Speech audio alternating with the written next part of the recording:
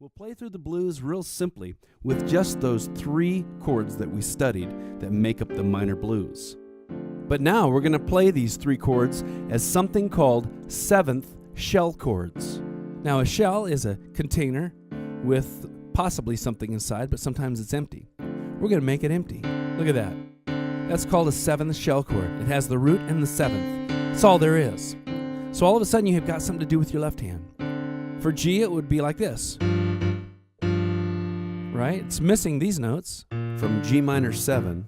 It's just a shell chord. It's really nice. You can play it a little lower because there's not too many notes to get all muddied up. How about A? Okay, let's just go through the blues real quick and play just 7th shell chords.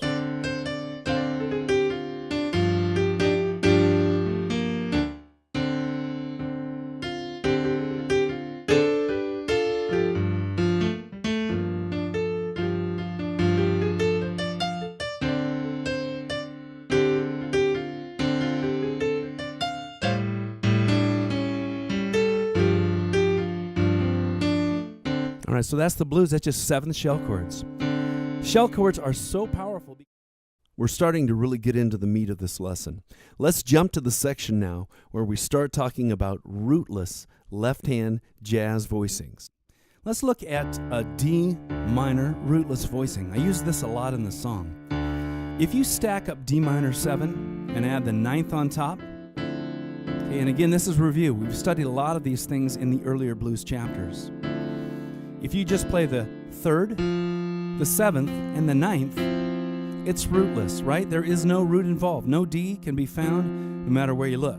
So forgive me for playing Liberace here and crossing my hands. I just want to keep that left hand playing the rootless voicing and give you an idea what the bass player would play. Right?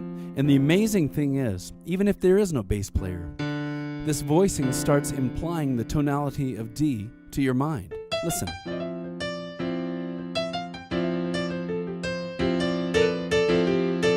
Still sounds like D, doesn't it? Listen.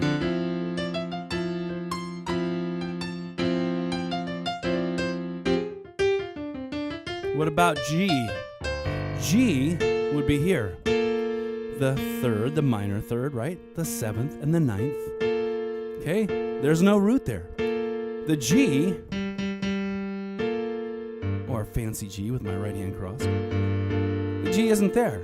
Okay, now again, since there's some notes missing, right? There's actually 2 notes missing, the root and the 5th. The more notes that are missing, this is kind of a gem. Really let this one sink in your mind. The more notes you take away, the farther you can play it down on the keyboard. If I played that full G minor 9 chord down here, it'd be really muddy. But now by playing a rootless voicing, I can play it down here and it's just mellow.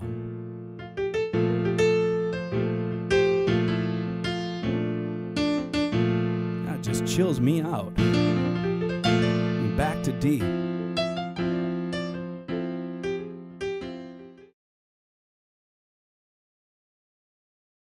So for all 3 chords now, I've got simple movement. Listen to this. Watch the left hand.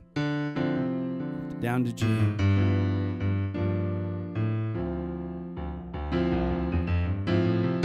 Back to G. Minor. D, right? Now here comes A. My left hand's not going to move much. Back to G.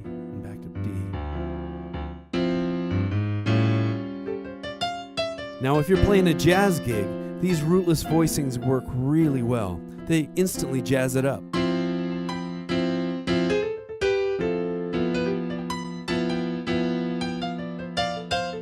you hear how those rootless voicings completely change the character from blues to jazz? It's amazing.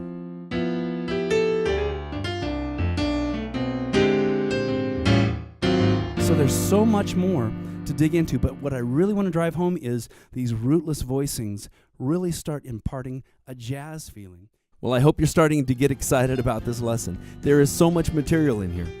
Chapter 16 covers many, many different concepts. It's almost a full hour.